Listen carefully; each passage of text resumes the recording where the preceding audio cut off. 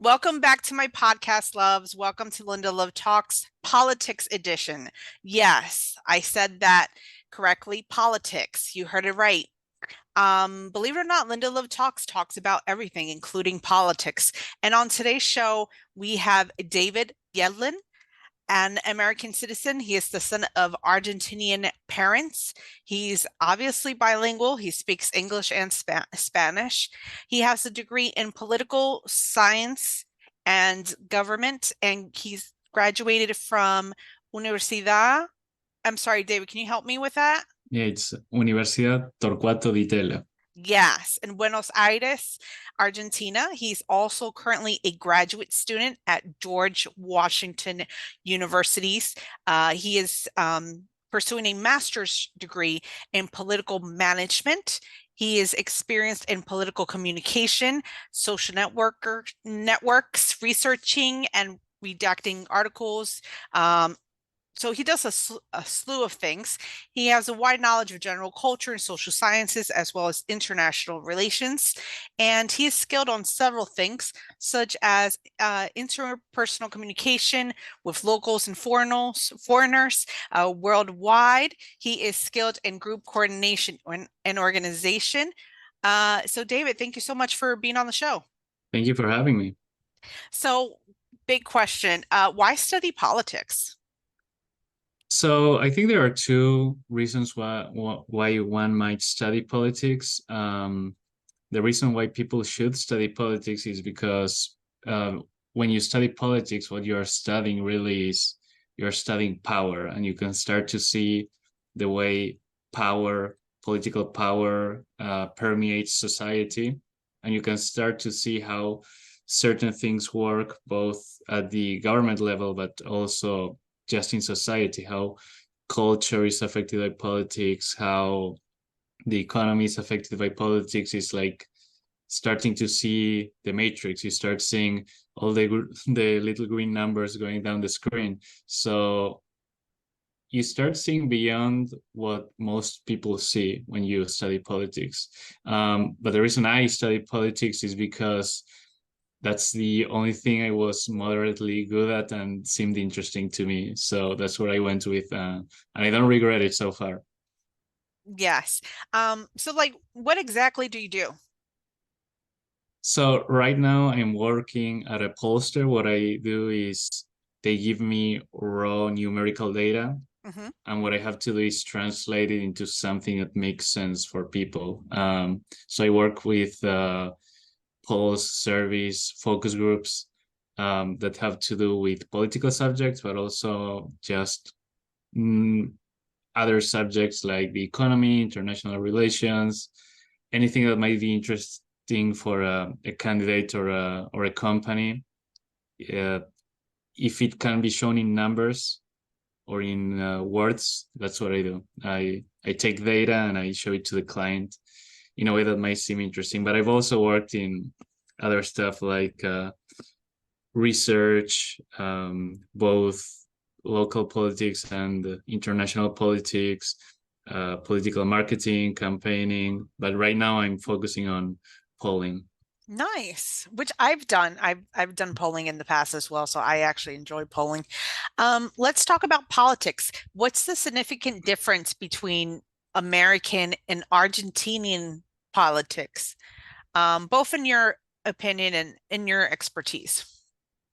So that depends what dimension you want to take it from, Mhm. because Argentina and the US are very similar in some respects and totally different in others. For instance, from an institutional point of view, the Argentinian government is actually, our constitution is based on the American constitution. So we have a president, we have a Congress with two chambers, nothing weird there. But when you start getting into how that played out in history, Hmm. through how institutions play out in history is how you get the political culture of a country. And Argentina is, because of that, perhaps much more similar to other Latin American countries like Mexico, Chile, or Brazil, or even Spain, because we have a more similar underlying culture, and culture permeates politics, and politics permeates culture. It's a feedback loop. So there are very significant difference. For instance, one big one that I could say that I think most people are going to realize very quickly is that in Argentina we don't have just two parties. Like in the US, we have several parties, and many of these parties are formed specifically for an election and then cease to exist or transform into something else for the next election. The Argentinian president is relatively more powerful than the American one compared to the Congress. For instance, in Argentina, presidents can issue decrees to make legislation, which the US doesn't have as much capability to do.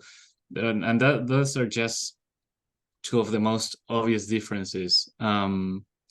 But I could just keep going on and on several other differences. But I think the main difference is, of course, cultural. I think Argentina is a country that has a very irreverent culture, and that's something that I do appreciate, and that also permeates its politics.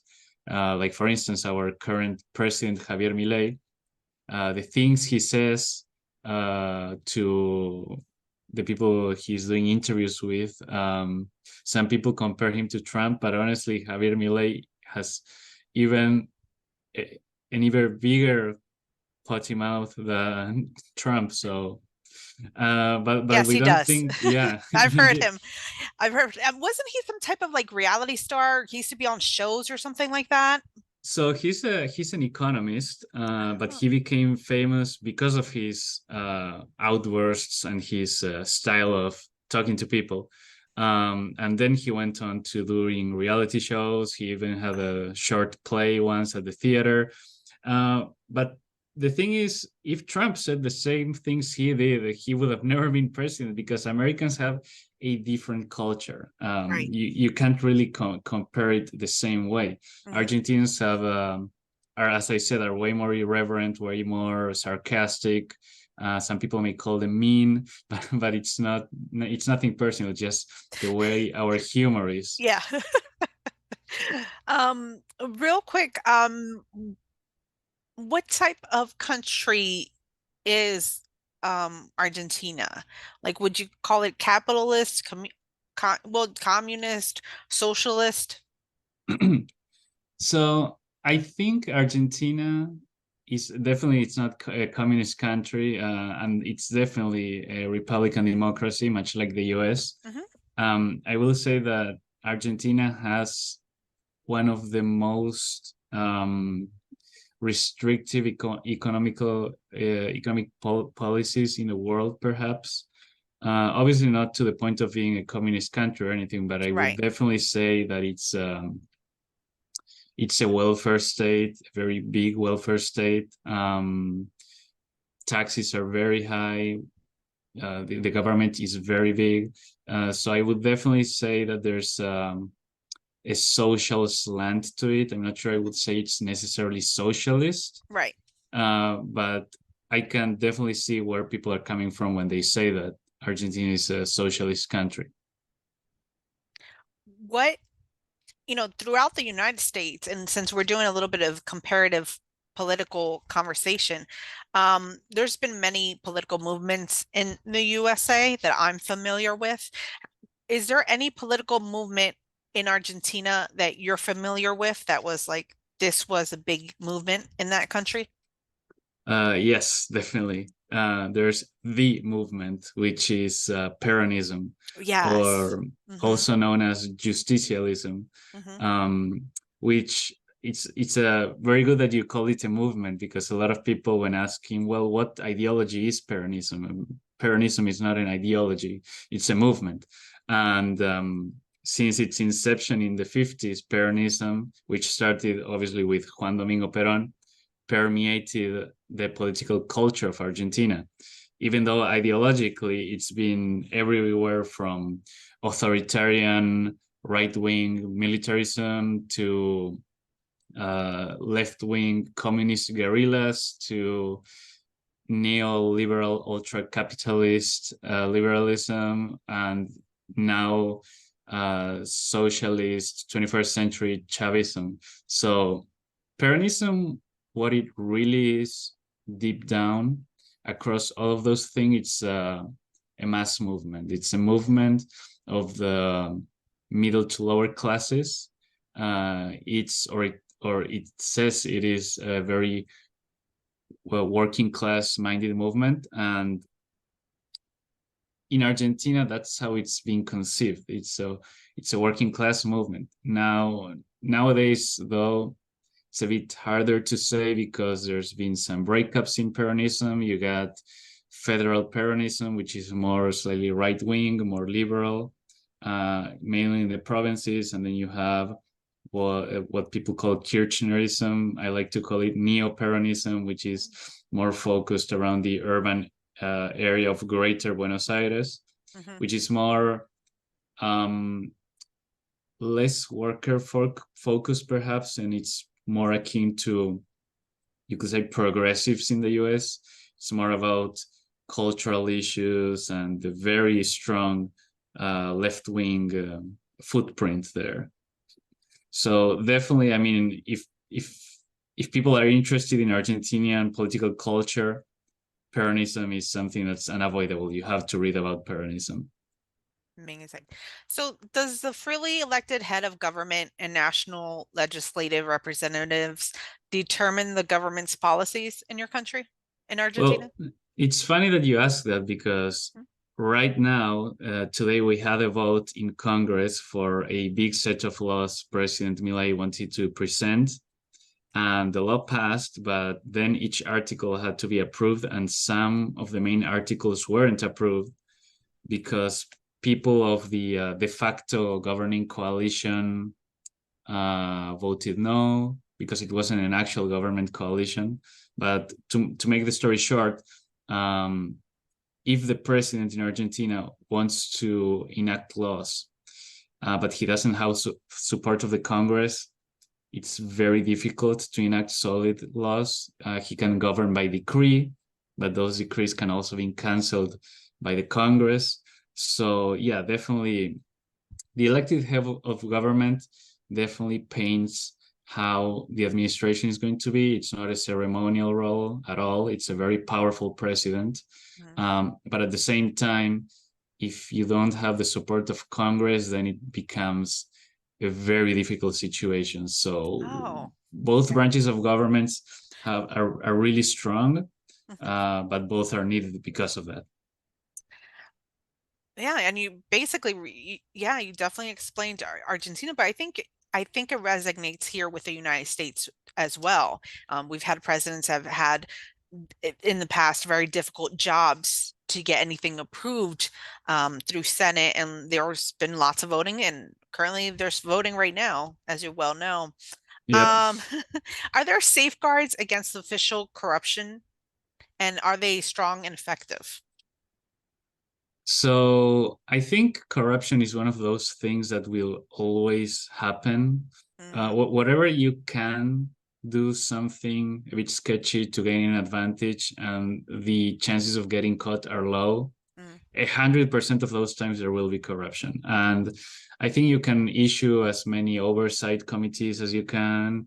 Um, you can put as many, I don't know, laws and cameras against corruption as you want, but corruption is something that's, I think, inherent to the system. There's no system that's free from corruption because people are not free from corruption, they're and not perfect. people are what form the systems. Hmm. And nowadays we live in a moment in time when we are going back to what I call existential elections, where we feel, oh, if my side doesn't win this election, the country is going down the drain. Mm, So yes. when the stakes get so high, you tend to be more permissive of corruption in your own team, or even encourage it if you think that's going to give you some advantage. Mhm. Um, and it's a sad state of affairs, but that's the way it is, and I think it's only going to get worse in that regard. When the stakes get so high, you are allowed to do anything to make your side win. Yeah, maybe. I don't I can't speak for Argentina, but I will speak a little bit about the US, especially because I've done so much work in legal. Um I think here, I mean, if you think about even the famous people who've had trials and have had court situations, uh, there's an agency in the United States for everything. And I really don't think anyone can do anything for too long without being caught, with all honesty. Like, even if you're a private business, like let's say whatever in New York, if you're defrauding people, one of your customers or whatever could like inform an agency, and then the agency would be a government agency, and then the government agency could open an inquiry. Like you can't really not pay your taxes. Like you can, but like looking at the famous people that we've known, in the United States, just to have people like um kind of understand a little bit, we've had actors go to jail for not paying their taxes, like No, I famous think, ones. So I think yeah. everything here, like there's a way to track it. I think track it, there's ways of tracking and tracing everything.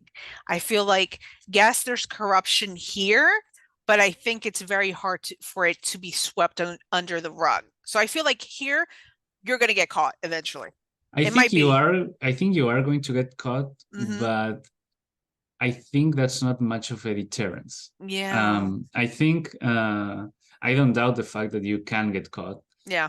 What I doubt is that's going to stop anyone from trying. That's the thing. Yeah, probably, maybe you're right. Except for the ones that maybe know a little bit of legal and are like, oh no, I can't do that because A, B, and C and D, this is what will happen, which is like the way my mind works, as you well know. Like, oh no, you can't do that because of this and that.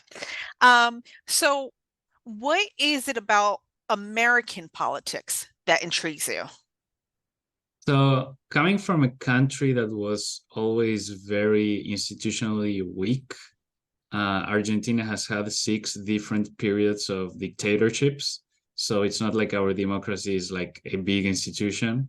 Seeing the way Americans treat their institutions to me is something very interesting. Um, it's definitely part of the culture, and I think like during election time, it's to me it's always surprising to see when people say, "Oh, go out and vote, go out and vote." Like it's almost like a religious fervor for the institution of elections. To the point, I think they will be angrier at me from not voting than from voting to the other side, which is something I find fascinating. Uh-huh. And another thing I find fascinating is how, especially nowadays, anything that happens in the US politically, eventually it affects everywhere else in the planet. Hmm. And in Argentina, for instance, we are seeing certain trends that definitely are not homegrown, that come from the US. Um, for instance, we're some good, some bad. Like for instance, we are having we've always had our own progressive groups, our own LGBT groups, everything, but now they are starting to look more like the American ones than the We homegrown ones. I guess they copy what works, so I can't blame maybe, them. or maybe there's a 90 Day Fiance there, and their partner from that they met online from US is living in Argentina. It's like, no, that's not how we do it in our country. Maybe, yeah, maybe somebody's we're our LGBTA community is rubbing off on your community, on Yeah, maybe. Argentina's community. I wouldn't be surprised at all. But yeah, I mean, I think American politics, the most interesting thing right now about American politics is that it's changing. Yeah. Is that what I said about how it's very into its institutions and all that, that might change. And I think that's changing in part because of the demographic change, because now Hispanics are becoming a big voting bloc, and Hispanic political culture is not the same as American political culture. And Hmm. um, I think actually Trump, despite what people might think, Trump is leading a very Hispanic campaign. Hmm. Not that he's reaching out to Hispanics much, maybe, but his way of campaigning, his way of doing politics is something that will be much less noticeable, perhaps in Argentina or other countries of Latin America than in the US, because it feels like that. It feels like it comes from a similar political culture. So I know many Hispanics that are voted for Trump, and I think in part it's perhaps because they see something familiar in him, something that they've seen in the countries they come from. And I think that's something that scares Americans a lot because they are not used to it. But I wouldn't be surprised if, for better and for worse, there is a Latin Americanization of American politics, and that's going to be very interesting to see. Yes, definitely. It's very interesting when you hear it's very interesting because I just sat down with Anna Caputo. I hope I'm not killing her last name. She's been a politician for and actually a politician staffer for the past 20 years. And she was explaining to us about American politics and how Republicans have always been rural, like lived in the country and have been predominantly white. And now there's such an influx of Republicans that are Latinos. Mm-hmm. Mm-hmm. He's getting a lot of, very interesting enough, he's getting a lot of like fifth generation Mexican American voters, and he's getting a lot of Cuban voters. Oh yeah, And a lot of Cubans are Cubans I think Republicans. were always in the bag with Trump. Yeah, yeah, definitely. I don't know why. I don't know what makes them appeal to them. And then Probably coming from Cuba, it makes you be really skeptical of certain Democrat policies that might look slightly socialistic, and Cubans are really sensitive to that. yes, definitely. Mm.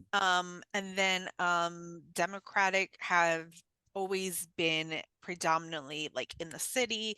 And per her, she said that it was definitely as well per the city as well as minority based. So it's really interesting when you meet different people and their political views. And then you know what I've met a lot too? I've met a lot of Republicans that have switched over to the Democratic side and are now Uh-huh. Democrats. And I've met a lot of Democrats who have switched over to the Republican side. I'm like, how is that even possible? Yeah, there's a big reshuffling happening, and I think that's another thing that it doesn't happen very often in American politics. In other countries, it happens almost election to election, but I think the last big reshuffling was when I'm not an expert in American history, but in the 60s when the Democrats became the de facto left-wing party, even though before they had been the deep South conservative party, and they switched sides with the Republicans. But I think we might be at the start of another big reshuffling. Yeah. Um, and I think what started all this was definitely Trump. He was like the big black swan event that came to shuffle everything around. Hmm. Um, for better or worse, Trump is definitely like the chaotic element. Yes. So I think there's definitely a before and after in American politics with him. Yes, but also with regards to the Republican Party as a whole, it's a very different politics of today. It has a very different feeling from the politics of the 1980s, like when I was a kid. Oh my God, I'm dating myself, but I'm very familiar with like Ronald Reagan Mm, as a Republican and just the whole notion of just both Republicans and Democrats working a little bit better together.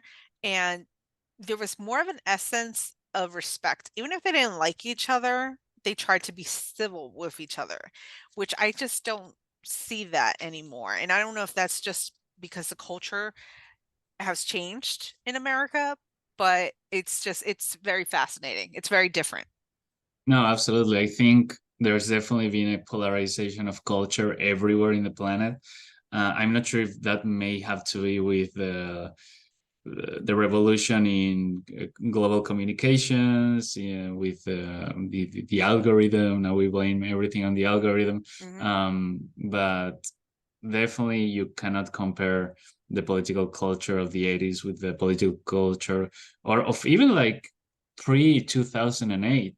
Yeah. It's like a whole different planet. So I think people who want another Reagan or would vote for like someone like that perhaps are missing the bigger picture that the idea is not to go back, because we cannot go back to something that's dated. Not that the ideas are dated, but because us as a society, we've moved on, we've evolved, and now the clothes we wore when we were children no longer fit. So we need to search for something else, something new, something that might be worse. And most people would probably agree that things are worse off now that they were in the 80s. But that's the way things are, and there's no two ways about it. There's a saying in Spanish, but I think I can say it in English. Hopefully it makes sense. I think the saying says that what is past and cannot be redone again. Yeah, You yeah, can't have it absolutely. back again. Yeah. Um, what, who do you think will win the next American presidential election? Okay, so I think there are two questions to answer here, and if you answer the questions, you get the answer to Okay, these other questions. So that depends whether or not Trump runs slash is allowed to run, right. and whether or not, and this is what I used to say, whether or not Biden runs slash is allowed to run, Hmm. which would seem to be the case in that sense. So right now, it all depends on whether or not Trump runs. Hmm. I believe from polling I've seen that Trump has very big chances of win if he runs. If he takes it all the way to the end, Yes. if he runs the presidential campaign all the way to the end. Yeah, if his trials go south, if he's sentenced, technically he can still run while in prison. That'd But be if interesting. that would be interesting, but I think if that happens, he won't win. Yeah. But if he runs Hmm. all the way through and is not put in jail, he has very good chances of winning. You know, it's very interesting. A year ago, I was sitting in with political students, and I said to them, "Do you know all the Republican candidates that are running?" And they didn't know, so I told them all of them. And there was actually 20. So like a year ago, there was like about 10 to 20 candidates, and everyone was saying, well, they were saying Trump, and I said, no, wait, wait. I really think Nikki Haley has a chance. Like, I really think because she has experience in government and the way she is, where she's like kind of even cool. She's not, she's not too dramatic, and she kind of keeps her cool. She's not, she doesn't become ultra passionate that she kind of loses. She doesn't lose it. You know what I mean? For the most Mm-hmm. part. She kind of keeps a steady head, I feel like. And she has experience. And the whole class of students were like, no, no, she's going to drop out within a couple seconds. I just wish I would have placed some bets because I would have won. I think. I mean, I agree that she was not going to drop off, but because I think she's thinking the same thing I'm thinking. Yeah, I think She's yeah. thinking if Trump is not allowed to be the candidate, Mhm. then she wins by She's in. default. Yeah. So I mean, it's a good strategy. It's not It it's not is. one that I think is completely like ethical, perhaps, but it's a I good strategy. It's the best strategy because at the end of the day, that's what's exciting about any type of political campaign. No, no matter where you're having it, like in the world, it's like it's a race. It's like a marathon. You might start off really good, really strong, but at the end, it's whoever crosses the finish line, right? And who gets there without political situations, without extreme opposition, without trials, without scandals. How many times politicians have run for this or that, or have been mayors, and what took them down was a scandal, right? Like we've had the governor of New York who had to resign from his job because of a sexual misconduct scandal. So there's been plenty of the scandals that will take someone's political career away from them. So again, it's like the finish line. You never know Yeah. what's going to happen. Yeah, I think in a normal situation where there wasn't like judicial stuff going on, we wouldn't be having this conversation because there would be no doubt that Trump will be the nominee, even with like scandals. I think scandals, non-judicial scandals, scandals that don't land you in jail, like normal scandals. Yeah. I think Trump at this point he's impervious to that because like what could happen at this point that would make the people that are already voting for him not vote for him, that hasn't happened already or that the media hasn't already said about him. So right now I think if you want to ask me who will win the next American election, that all depends on whether or not Trump lands in jail or not. Are it's you it, it all hinges on that, I think. are you surprised Ron DeSantis didn't go further, didn't stay in longer? um no, I'm not particularly surprised. I think he might be trying to position himself for 2028. Oh, maybe. Um, Yes, could be. because a lot of people said that what he should have done, and a lot of Trump supporters specifically say that what he should have done was be Trump's VP and then do the thing George Bush did with Reagan and then become president himself. So I think he might be aiming for something like that. Um, I don't think they'd get along. Um, I don't you know. you'd be surprised how little that matters in politics. Yeah, sometimes I just don't see it. I think that they both have big personalities. I think it's a personality issue. They both have big personalities. I don't think it would go that way. But also, Ron's an attorney too. So I think hopefully things would run through his head like, oh, that can't be done because it's against the law. I don't know.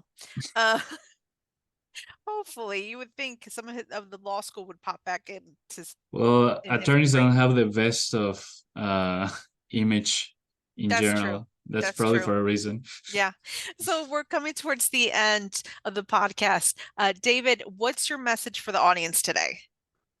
I think that something that people that work or study or live in politics usually lose the notion of is that at the end of the day you have to like step back and realize the things you're